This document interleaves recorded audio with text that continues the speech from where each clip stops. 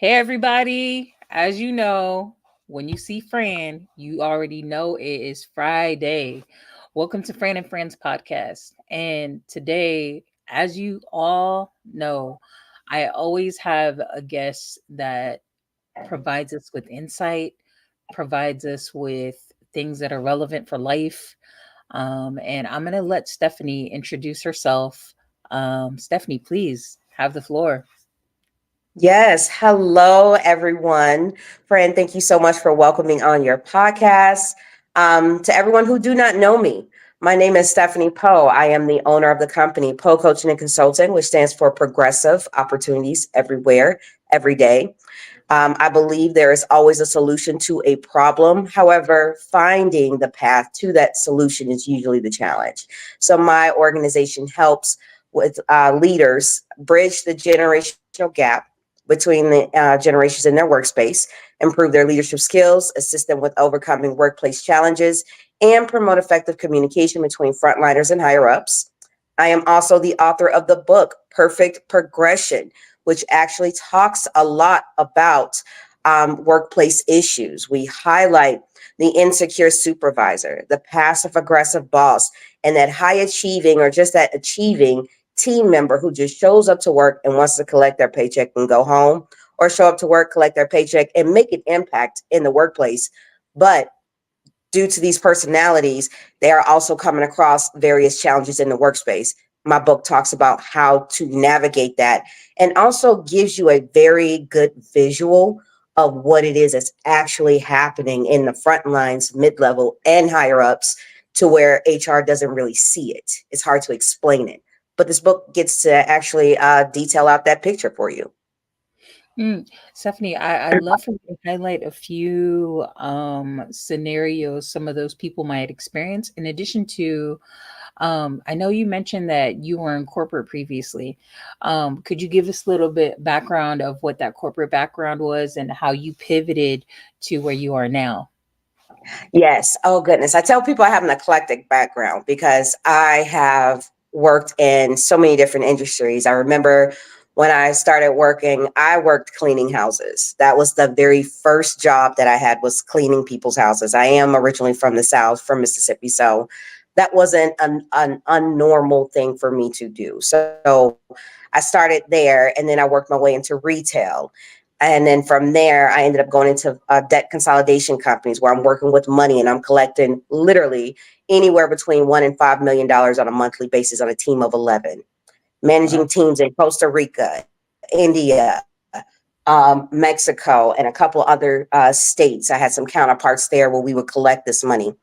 From there, I worked in government, and in government, I held so many different positions, from being a child support officer 1 and 2, a lean coach where I had to shift 8,000 minds from one way of doing business to a new way of doing business, and that's Wow. extremely challenging to do when government is so used to operating on quote unquote government terms. So Mhm. that was a challenge, and then even there, I wrote policy for the state of Arizona. I'd analyze the bills that would come out of Arizona legislature before they became a law to see how that bill was going to impact the department I was working with in a positive or negative way. If it was going to impact us in a negative way, I'd cross out, use my red pen and mark out what was going to impact us negatively, send it back. They changed the language to where we would be the benefactor and then make it a law. From Mm. there, I worked in construction where I had to help manage and communicate the build of a $2.7 million massive project that is impacting all of Arizonians for the entire metropolitan area in Phoenix. Wow. Um, Worked in marketing as well. And even throughout this eclectic career, I was in school full time as well. So I went Wow. from, I did all of that. I know I went from having a couple associate degrees from organizational leadership, business management, to sales and marketing, where I graduated cum laude. And then even from there, I went on to law school and obtained my master's in, yes, my master's in legal studies with an emphasis on corporate and healthcare compliance. So when I say I understand policy, I understand policy. It doesn't matter what state or country you are in.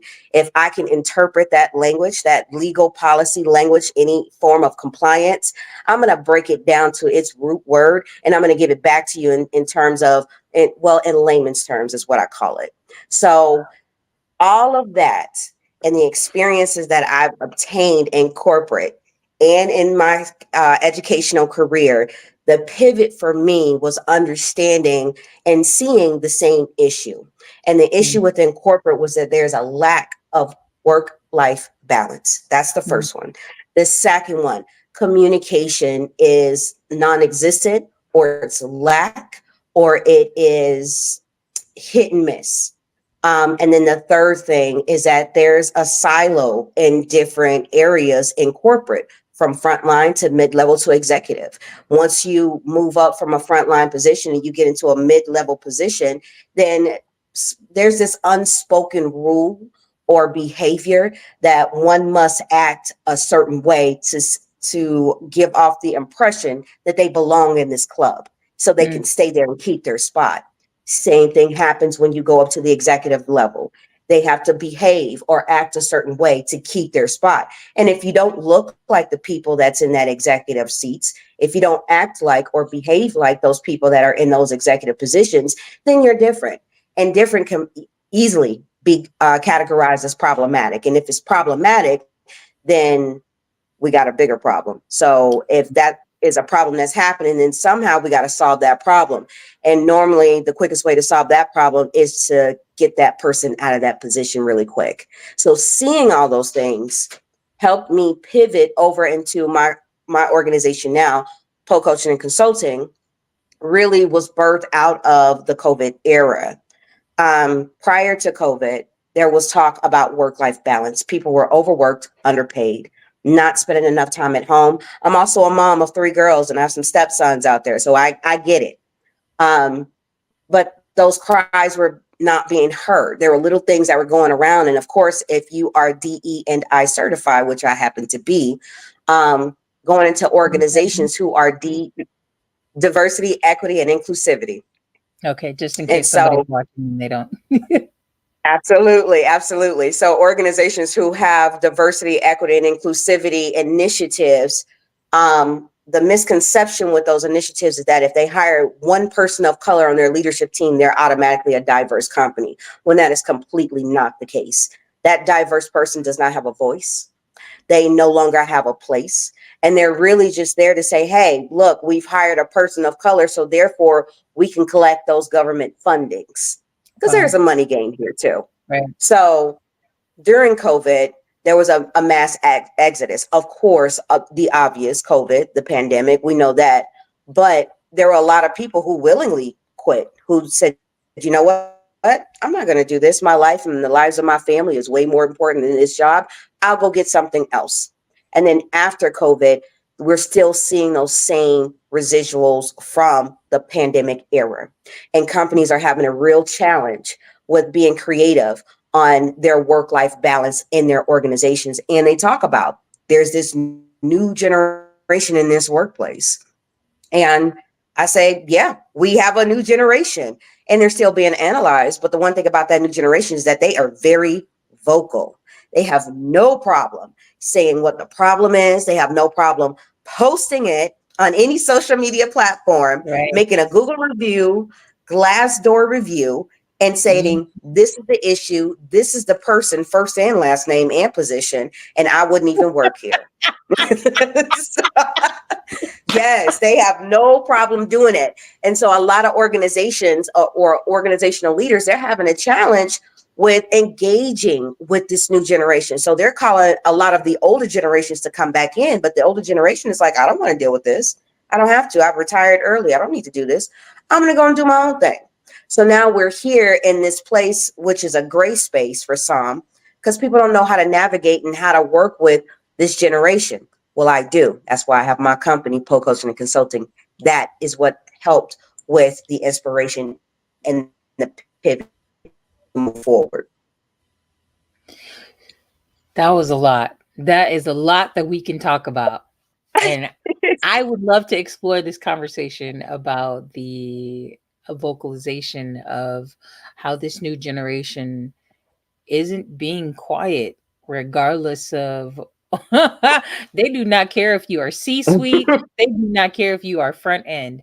They will have the No. conversation with you and they are not afraid to do it, which I really enjoy that. Because I Hmm. think for my generation, like we didn't really speak on those kind of things. And I feel Right. like they've given us a wake up call, like, hey, hey, hey, hey, hey, this ain't right. Say something and do something.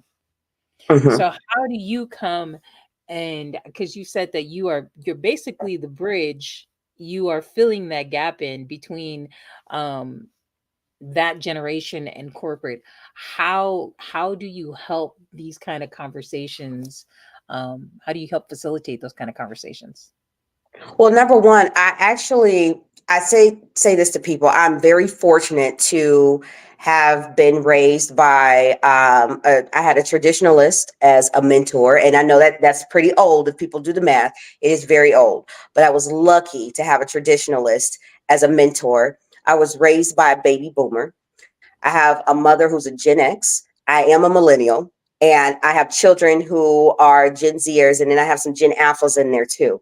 So I have a little bit of all of the worlds, and I'm very fortunate to understand all of them. And so, with that understanding and that experience, what I've done is create workshops that is specifically tailored to communication. That's number one, because this generation is so vocal. They have no problem saying, hey, this is the issue. This is the person that did this issue, and it hurts. Please stop. You don't Mm. stop, I leave, or I do it back. That happens too. That happens too. And so my communication workshops actually, which is like 3 days for 4 hours of a day, so people can still work. They're actually tailored and more geared towards specific terminologies. So I'm pulling terminologies from the different generations, like what is I can't think of the actual term. It's right on the tip of my tongue, but it's certain phrases that each generation says that we just understand, that we know because we know. Like when we say, "Hey sis, how you doing?" It's a thing that we know to say. So I Right. will pull specific terminologies from different generations, give them the exact definition, and then have those people that are sitting in my classroom understand those definitions and then give me their version of the definition. Once they give me Mm. their version of the definition, then I merge the two together so it can be corporate literate or either corporate appropriate to use. That way, every person is on the same page within a conversation. So the conversations are lost in translation from generation to generation. Oh, absolutely. And then, more importantly, behavior. Mm. I have culture workshops, is what I call them, because which with each different generation, there's a certain behavior. Well, I Uh, don't think. I, I I I'm like, yes, girl, take me to class. I don't think that many generations were prepared for this generation to have the level or the access of information that that we didn't have before. This generation that's in the workspace, if I'm not mistaken, is the first generation to actually grow up with technology from start to finish, not Mm. being in its infancy stage or development stage, but it's Right. developed, it's working on, it's proven that it can work. We're doing it, but this generation is growing up with it. So if I say apples are pink, they can Google it and be like, no, it's not. You're lying. Apples are green, apples are red, apples are, so they got all types of information. They're fact So checking. really quick, real quick, that Google something in a heartbeat. So I think a lot of the different generations were not prepared for the level of access that this current generation has. And when this generation presents them with the facts, they're offended. And Mm. it's not that they're trying to downplay their level of experience, because that's usually where the offense comes in. I'm Mhm. offended as the older generation because you're not respecting the level of experience that I have. And it's not that they're not respecting the level of experience. They're just saying, you said the apple was pink. Google says, that Mm, it's actually red and it's green. There on occasions it could be other colors, but I've never seen a pink apple. They've never mm. seen a pink apple. They've never seen a blue apple. So can you make it make sense? And in the process of making it make sense, emotions fly. Mm. So, emotional intelligence is another topic or educational piece that I have within my cultural workshops because without emotional intelligence, we are doomed to constantly have confrontational conversations that are intense. And it's Yeah. just not necessary. So that's how I help with understanding these different generations and helping to bridge them together. Do you find that the conflict is mainly with the older generation versus the newer generation? I do. Okay. And I also find that Gen X and millennials are in the middle of it. Mm, I'm finding that it's the older generation is telling the Gen X and the millennials, and it's certain of the millennials, maybe the tail end, maybe not so much, but the good meat and potatoes of the Gen X or the millennials. The older generations are telling these two different generations, pick a side. And because mm, they played the game, they know the game because we've watched our parents go through this. We've watched our peers go through this. And we don't want to experience anything negative. We don't want to experience anything heavy or traumatic in the workplace because we may be already going through things in our personal lives. We may already have experienced a traumatic experience in the workplace that has impacted us mentally, emotionally, and even spiritually in some cases, maybe even physically. mm, Um, they're being told and an unspoken rule to pick a side. Either you're going to have our side and you're going to keep your position and we won't look at you crazy, and you're going to help us get this newer generation in line. We need you to do that. And on one hand, it makes sense to do that. But then when they talk to the new generations are vibrant. They're full of life. They have so many ideas. They're I like, love it. there isn't seven colors in the rainbow. There's fuchsia, there's gray, there's harvest green, there's, there's so many Look, you different forgot to colors. choose the colors. Right. There's so many different colors and they come with a new fresh air. That new car smell is what I like to call it. They come I with that love new that. car smell. And they're not asking them to pick a side, but when the Gen X and the millennials are put in a position to where they have to, they're conflicted internally because they want to have both of the generations come together. They want to be able to do both, but they're also afraid because it could compromise their current position. So Mm, I am finding that whenever I am speaking with different leaders, and I like to get them by themselves away from the eyes in the sky or the pie in the yeah. sky, so I can really understand. And I create assessments. I actually worked with a psychologist out of Texas to help me create a behavior assessment that I do for organizations, and I give them a grade on from A to F on where they are in terms of behavior for an organization, so I can understand where they want to be by whatever time frame that they're going to use my services for. Wow. So, as they're having these conversations with you outside from, the rest of the group, um, what takes place in those sessions? Just share a tiny, like a tiny snippet. Vulnerability. Ah, I get love vulnerability. And I am so grateful for that because it is not easy being vulnerable. It is not easy being vulnerable woman in a high position in corporate. It's not easy that. Mm, because we have to wear so many different hats. We're mothers, we're sisters, we are teachers, we're counselors, we're CEOs, we're directors, we're all these different things, but we still have to also be Stephany. We still have to also be Fran. We have to be who we are. But in the midst of everything that's happening, we kind of forget that we are ourselves. So in these sessions that I have, these interviews, these one-on-one interviews, I'm actually thinking about condensing my questions to actually maybe 3 to 5 because I like to get to the meat and potatoes of the issue and let's get to the work. I get a lot of vulnerability. I create the space for them to share their vulnerability, and I call gut punch questions. I call them gut punch questions because I like to hit it where it hurts because that's the only way that I am going to understand where you are and how you feel and input your inputs into what it is that we need to do. That's how I can actually assess which workshop would be best. I'm so curious to know what one of the questions are. Oh my goodness. Well, it depends. Just one, Excuse just me. It one. I don't want depends. you to give it all away. Just one.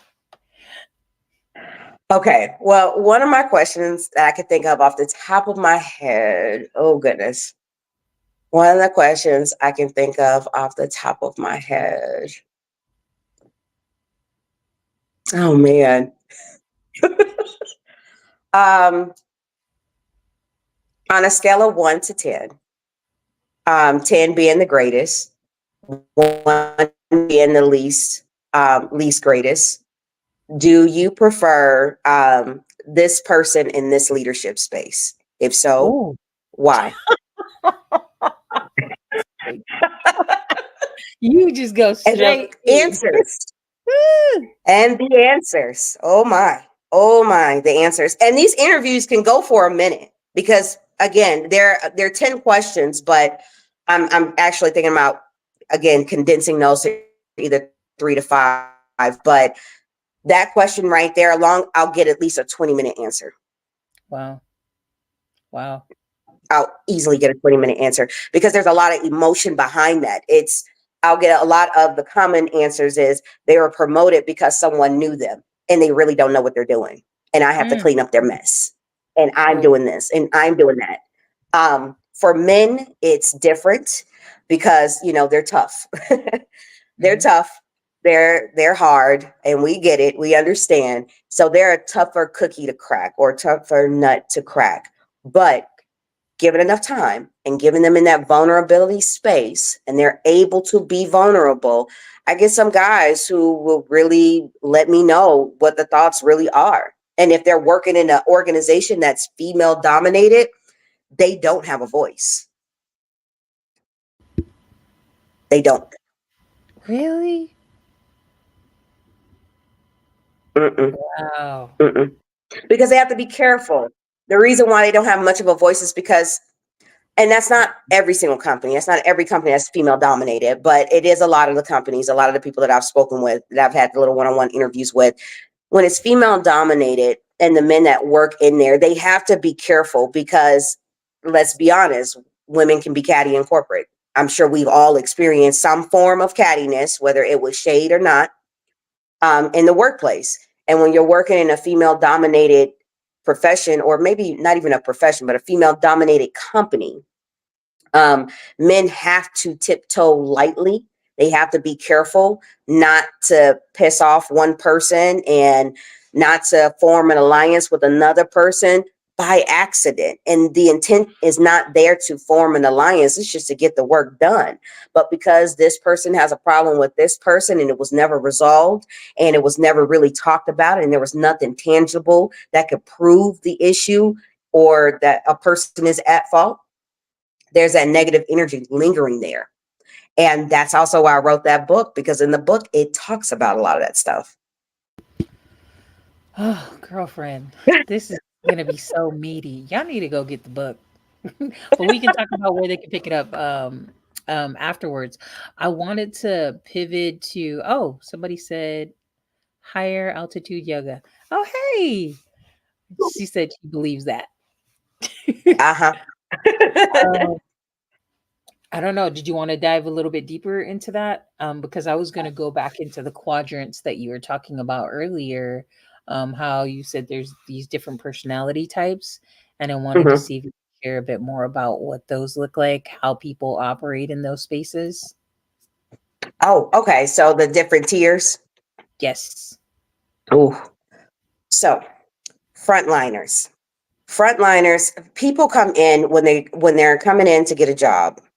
We all want to pay our bills. We all have bills to pay. We all have we have people that we have to feed, even if the people is ourselves, because taking care of ourselves is hard to do. I will not sugarcoat that and not say that you have to have children in order to understand. No, taking care of yourself is challenging too. You have to learn how to budget. You have to learn how to manage your finances. You have to learn how to manage your emotions, your mental, all of that, especially if you are so new to working in person when we've all been working online from home for years. So if you don't have that corporate social skill, then it's going to be hard to develop that as well. So people Mm, that are coming into the workspace or into a workplace for the first time or just routine, they're frontliners. They have a certain level of attachment to that job. And the first attachment is pay bills. mm-hmm, Well, after about 3 to 6 months, there's another attachment that's going to form. And I think that's the emotional attachment to where they're really thinking whether they should stay at this current job or they mm-hmm, should leave or they should elevate. And once the emotional attachment is actually touched upon or at least pulled or spoken to, the person will make the choice. But what's happening is that a lot of people are leaving because nobody is tapping into that emotional intelligence. Nobody is pulling on their emotional attachment. Nobody is saying, hey, we can do this for you, or hey, we can help you develop that. I don't think a lot of organizations are actually doing that effectively. Therefore, people are leaving. And so in the frontline positions, there's a little, the personality is, if based on what I've been seeing, based on the research that I've done, if you're a frontline, then you're like us too. mm, You have to be like us. You have to not care as much. We know you want to do a good job. That's great. But in reality, these people really run the show. mm, But that individual may really have some higher goals to moving up in the company. They mm, may want to be a manager. And so they're going to have to battle mentally and emotionally between that. And that is a hard battle to take on in itself. I mean, think about it. If you are a person who's always worn the same color for your entire life. I had a friend of mine, and she's long since passed. All she did was wear white. mm, And someone asked her, why did she wear white? And her response was, because I look good in white. But she loved the color. She wore white all the time. And so whenever she wore a different color, which she did very rarely, people looked at her crazy and they thought that there was something wrong with her. And so I use that analogy in the sense of saying this as a frontline individual, whenever they are wearing the same colors or saying the same terminology, acting the same way as their peers in the frontline position, the moment they choose to move up or take an initiative, they have to deal with the backlash of taking that initiative by their peers, whether it's in mm, a joking manner or whether they are serious, they still have to deal with that. And if the person isn't emotionally confident, mm. then it will hurt them later on down the road. And so, So, therefore, I'm sorry, go ahead. oh no, I was wondering, is it like almost like a crab mentality on those that are making fun of the colleague that is trying to, better themselves, and then on the colleague that is um em- trying to better themselves, for them, could that create a behavior self-sabotage? Oh, absolutely. Absolutely. And then also on the other end of that, leaders are also looking at them as well. Mm, So, of course, when you're walking into a job for the first time, especially on day one orientation, leaders should be encouraging people. And I think a lot of them do encourage their employees to move up, take mm, initiative, show effort, show up, show up on time, and show up daily. Come here, do mhm, your job. Your behavior really does impact or either create your reputation throughout the organization. And if the organization is a large organization, that reputation is going to follow you everywhere you go. And so, of course, there's a person in the class, and maybe several of them in the class, that were inspired. I can remember a time in my years in the beginning where I started in the front line. I was inspired to really go above and beyond because I wanted to do that. And I generally love solving problems. So if we lost $50,000, I'm going to go find it. What do you mean we lost it? I will guarantee you noon, I found $50,000. So it's just, we don't lose money like that. What do you mean we lost $50,000? Let me go right. find it. I got it. Don't even talk to me today. Let me deal with this.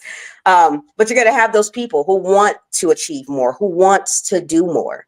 And so in that group, that frontline group, they're going to be dealing with that self-sabotaging behavior. They're also going to have to deal with their emotional confidence and also help develop some emotional intelligence.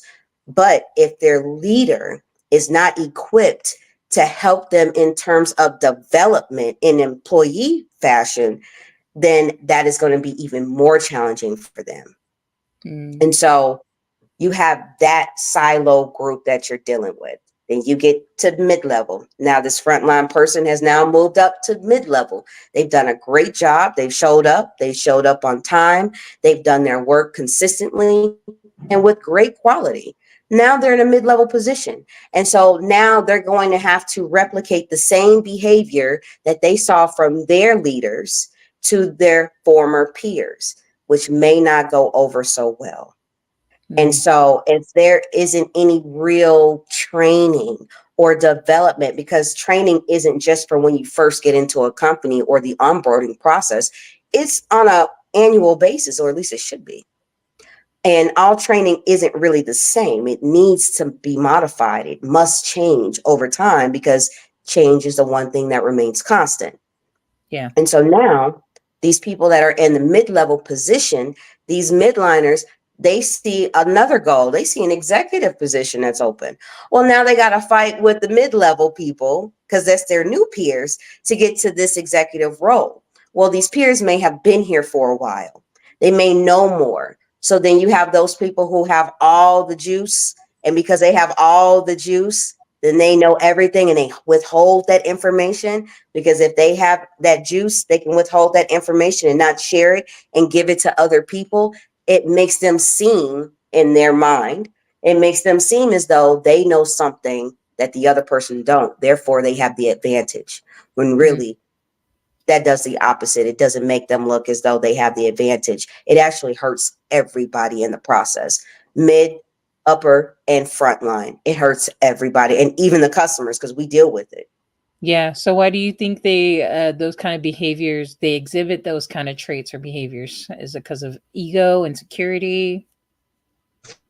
I would think it is because of insecurity. They want the same position. They may not have the skill set to do so, and they may not take the time needed to develop the skill, or simply they just don't want someone else to have it. And not everyone is like that in every single organization, but we have come across individuals who do feel as though if they hold the juice, then they got it. No, Mm. everybody has to come to them for the information. I've worked Right. with several people like that in my corporate world where someone had all of the information. I needed something, they wouldn't give it to me, and I had to jump through a billion hoops just to get one answer. And that Sounds kept like getting me power. from me. Sounds like what? Power. Uh-huh. Yes, but So with great power comes great responsibility. mm, I that sounded like there's a power struggle. Like, okay, if they're not giving it to you and you need it, and you had to go through all those hoops, like that doesn't make any sense for them to Hmm. hold on to it, unless that was like outside of them working there. That is probably to me that would say that that's probably the only place that they can exhibit a form of power. Hmm. Absolutely. Mm. And in reality, it doesn't make them look powerful, it makes them look weak. Mm. And that's my opinion. It makes them look weak. It makes the company look weak. It makes the team look weak. And if there's an issue and that person has a solution to the problem and won't give it to anyone, of course, it hurts everyone. It hurts everyone in the process. And so you have mid level. Now you're going up to executive. Executive, the higher up you go in organization, it it no longer is about skill. It's about behavior. And Mm. so an executive, they have the skill. They're great accountants. They're great attorneys. They're great judges. They are great construction workers. They are great engineers, architects. And I have met several architects and they are great at what they do. But boy, is that attitude something. Because when you deal with executive people, the attitude, the ego, the arrogance is astounding. And it's not every single executive person, but based on my experience, based on my research, and based on the interviews that I've conducted from front, mid, and executive, it is behavior.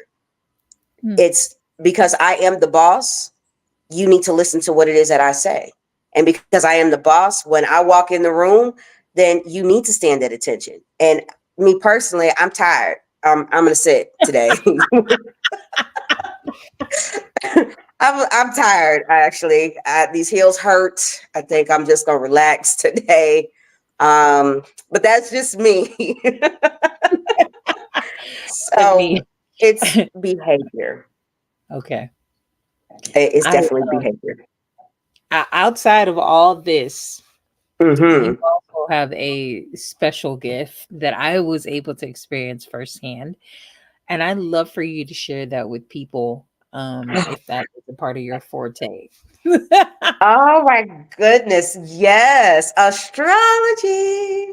I love astrology. I love numerology. Um, I study astrology, numerology as a habit forever. I've been studying it since I could learn to read as a child, literally.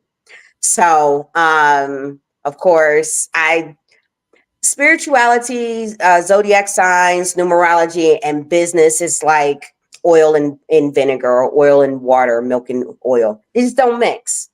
But there are a lot of the newer generation who are actually using zodiac signs to determine whether or not they like their boss.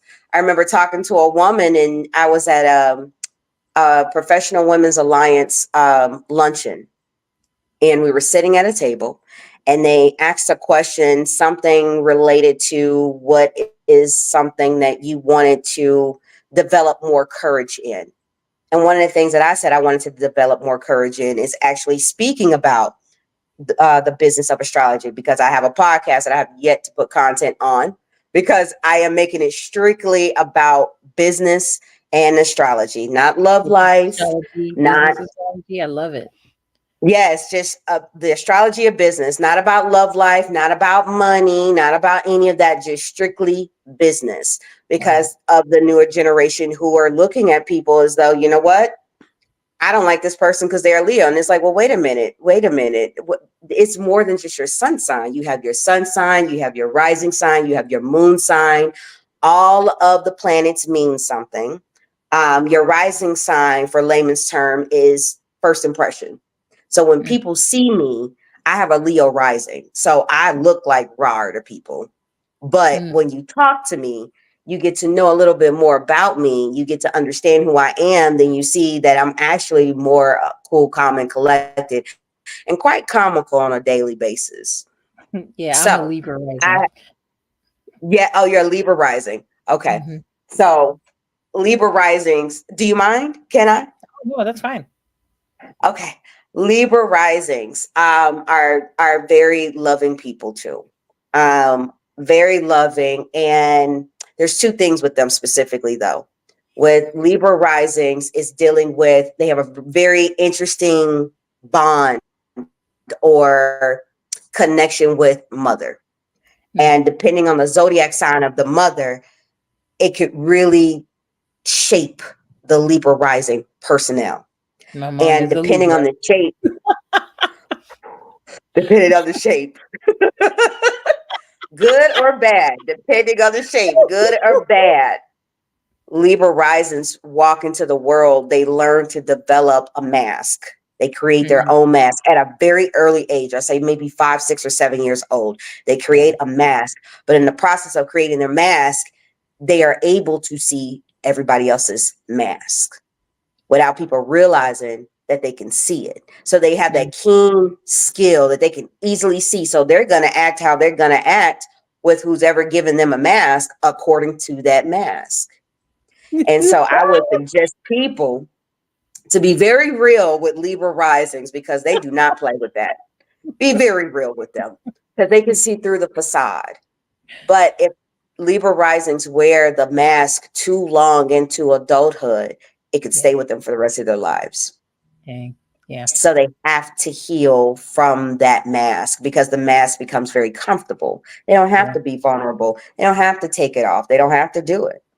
But eventually they're going to come at an impasse in life where they're going to have to figure out if they're going to continue to wear the mask for the rest of their life or they're not. Yeah. And Wow. it's hard for Libra risings to do it. And it all goes back to the relationship with mom. Mm. Mm. So, Libra, that's Libra risings, and I'm a Leo rising. So Leo risings would, and all the signs are different. So from Libra rising to Libra sun to Libra moon, they're all different. And So I'm gonna speak on. Go just ahead. for the people are for those that are listening, we're referring to the natal chart, right? The birth chart. We're referring to all the zodiac signs at this moment in time. So I Okay. haven't seen I didn't look at I didn't look at the natal chart, but from the zodiac signs, we have Aries, we have what's next? Aries, Taurus, Gemini, Cancer, Leo. I believe that's Virgo next, Libra, Scorpio, was after Scorpio, Sagittarius, Capricorn, Aquarius. Hmm. So, oh, Pisces. How could I forget Pisces? 12 zodiac signs.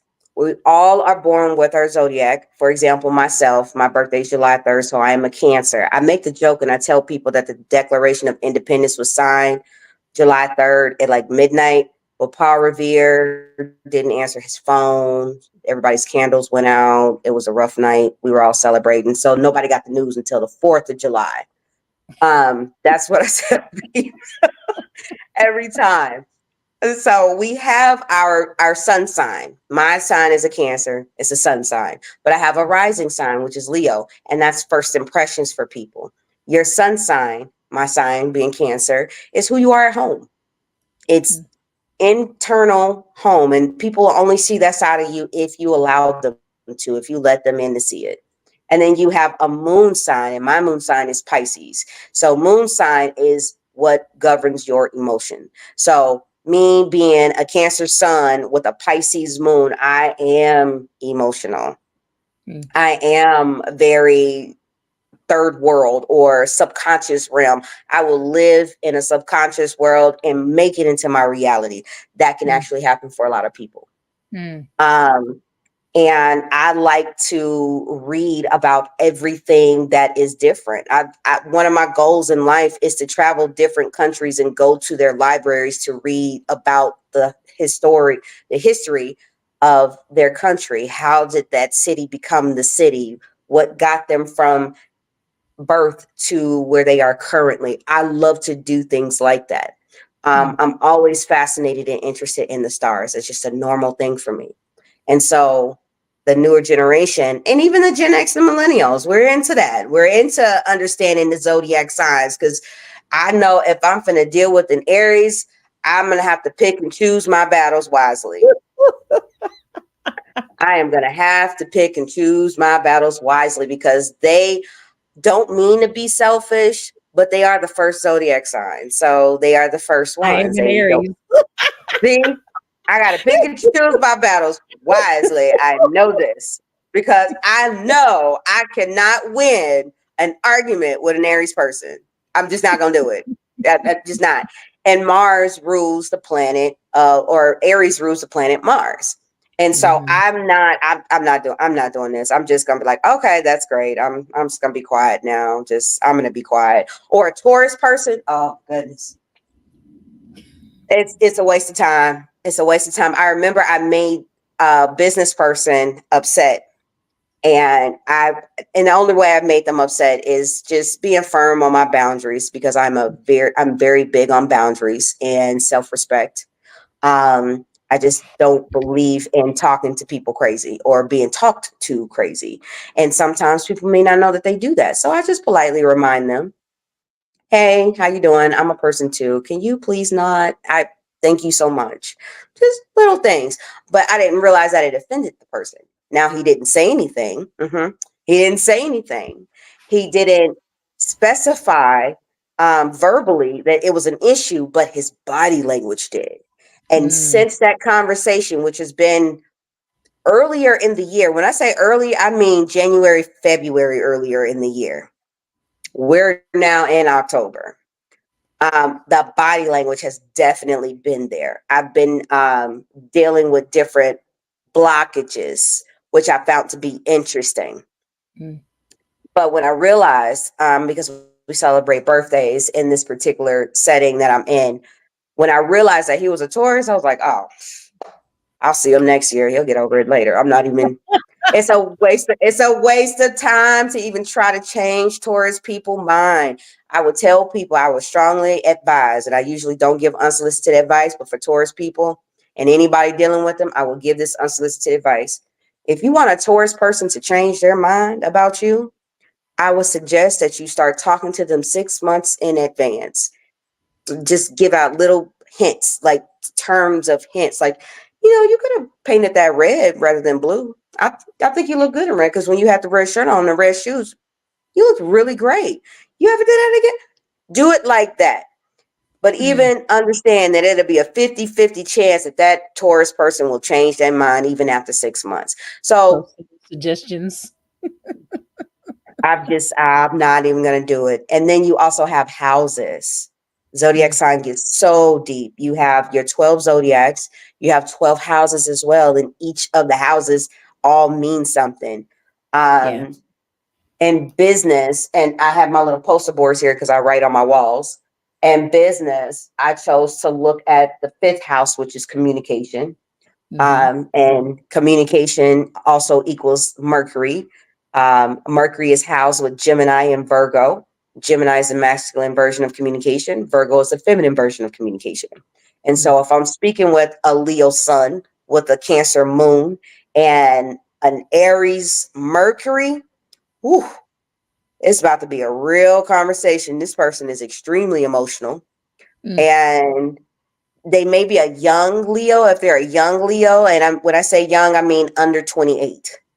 Young Leo, then they haven't matured into their emotions just yet because of the Cancer. The Cancer moon, we're emotions. It's emotions. We govern that. And Cancer rules the moon.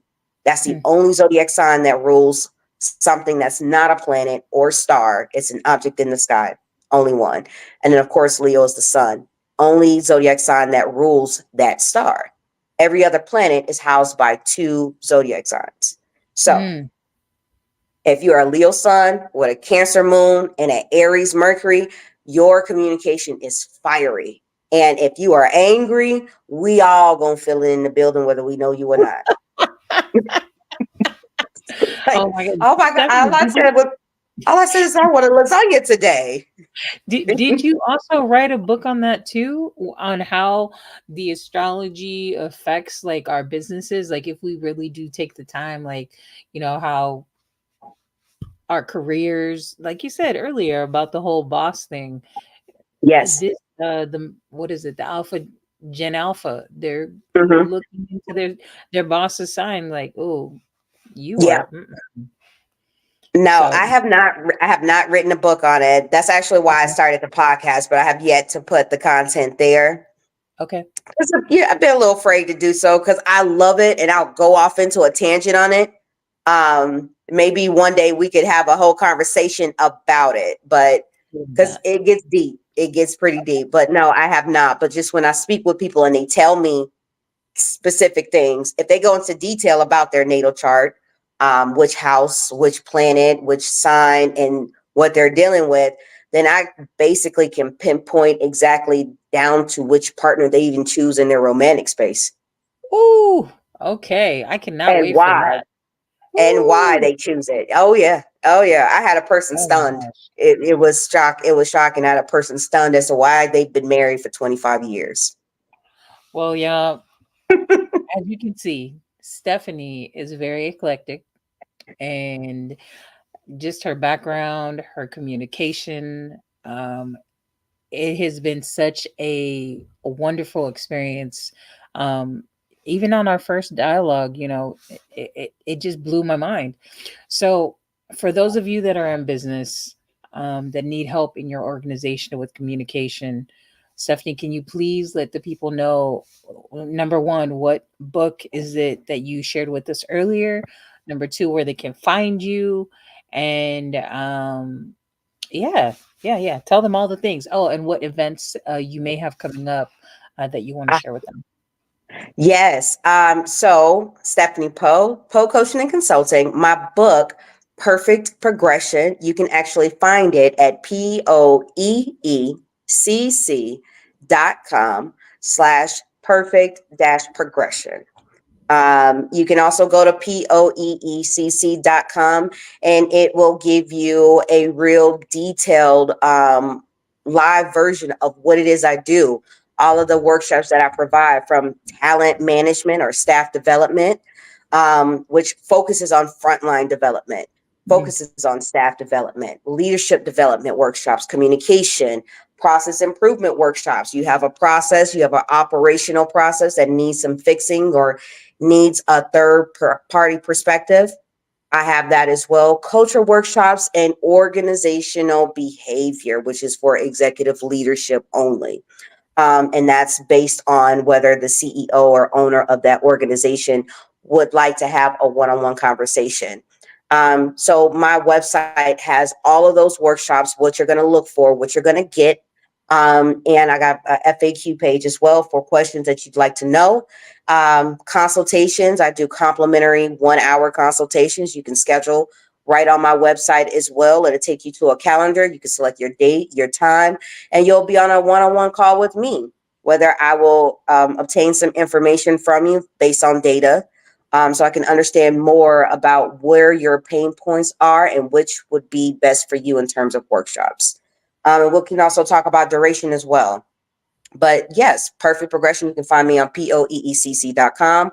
Also, LinkedIn, under my name, Stephany Poe. I am on IG as well, which I am trying to do better with, which is Stephany _ POEECC. You can locate me there as well. And Perfect Progression is available for pre-order. So if you pre-order, you should be getting a virtual template. Take a picture, post it somewhere, and please tag me in it. I did. I got 3 copies. What do you call that? What events and stuff do you have coming up? Mm. People. Well, at this moment in time, I'm actually in the process of securing a speaking engagement for October 18th with Brand X.